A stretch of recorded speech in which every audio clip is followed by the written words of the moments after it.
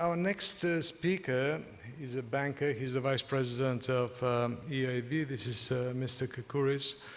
Mr. Kakouris, the EIB has 8 priorities in its work, and they are all linked to green transition.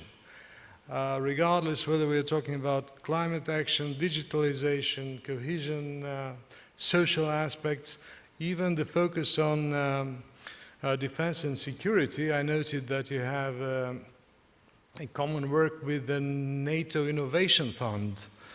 So it's a lot of activities which EIB has and which are linked to the green transition. And I noted also that when it comes to your lending approach, more than 50% of your lending is focusing on climate action and environmental sustainability. So how do things look when it comes to the European energy and climate policy from the point of view of a bank? And it's not which bank, it's the bank. Please, you have the floor. Thank you very much. Let me first thank the organizers for convening this important forum, and thank you very much for the invitation. As the EU Climate Bank, European Investment Bank, is very proud to be partner of this endeavor, and personally very glad to be here and giving me the opportunity also to meet so many friends that I have in Sofia. I'm very pleased to join this panel, and I have to say, yes, we're a climate bank. We are, it's our financing, almost 60% of our financing is in climate related. And we have all these transversal policies and priorities, which doesn't mean that we don't invent in energy security, in energy in total. The last 5 years, more than 100 billion investment in Europe have been financed from the European Investment Bank. We give a lot of importance to green energy, energy efficiency, interconnection. We heard the minister before. I mean, I have to say, I'm coming from Cyprus. It's the only country that is not interconnected. So we are giving a very special emphasis and focus on how for a project to connect Cyprus with Greece. But we heard the minister that interconnections currently in Europe are not working. We say it's during last summer also the Greek Prime Minister mentioned that the systems are not really working, and we can see the disparity of energy prices in various countries. So there is a lot that we have to do, a lot that we have to invest, and the European Investment Bank, it's a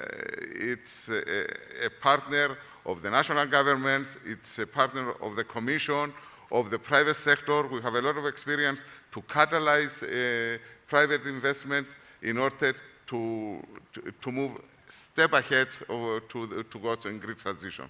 This is just for the beginning. Yeah, well, thank you very much. I just want to mention one thing. There is a very interesting publication on our website, which is dated 13th of June this year. That is, it's only 4 days old.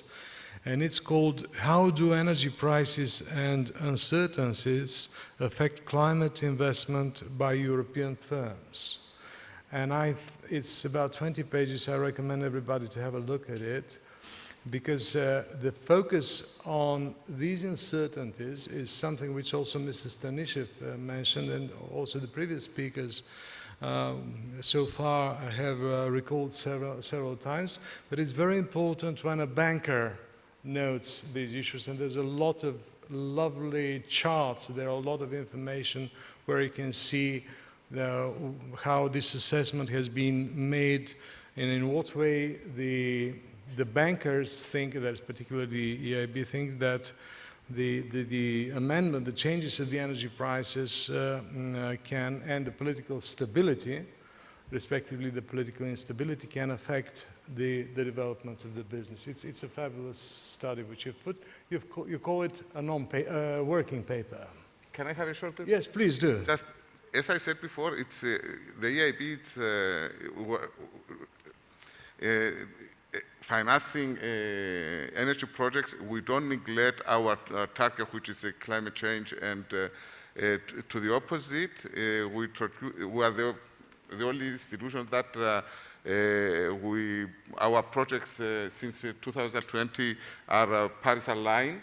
And also, we created recently the path, which means that in a country that we have energy projects, we want to see the energy plans of the countries simultaneously. So we give a lot of effort on this.